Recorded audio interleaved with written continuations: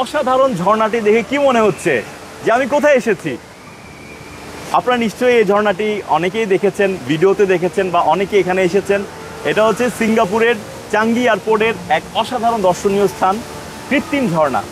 এই যে আমি এখানে শুয়ে থাকি আর আমার শরীরে শত ঝর্ণার জল পড়ুক, এবং এই ঝর্ণাটি এত অসাধারণ, তার জন্য আমার কাছে মনে হয় যে বর্ষাকালের প্রয়োজন হয় না, কি বলো?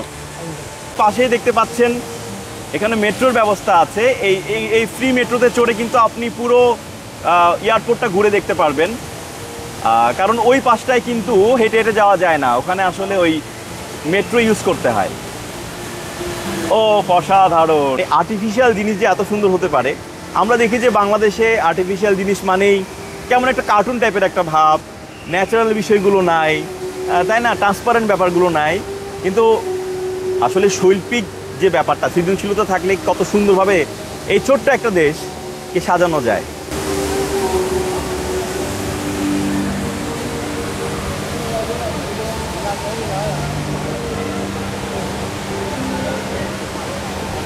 আপনারা দেখতে পাচ্ছেন যে দর্শনার্থীরা, ভিজিটররা এখানে, আমার বন্ধু নজরুল হায়দারকে দেখতে পাচ্ছেন,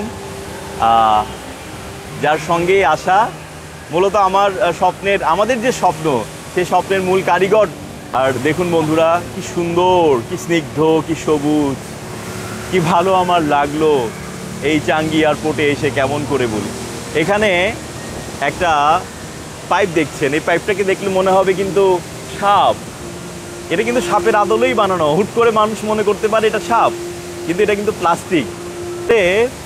দূর থেকে যখন আমরা দেখি, ভিডিওতে যখন আমরা দেখি, তখন কিন্তু নজরুল এটা ফিল করা যায় না। হ্যাঁ, আসলেই মনে হয় যে আর্টিফিশিয়াল একটা ঝর্ণা। এটা আনবিলিভেবল, অবিশ্বাস্য, এত চমৎকার হতে পারে একটা আর্টিফিশিয়াল ঝর্ণা।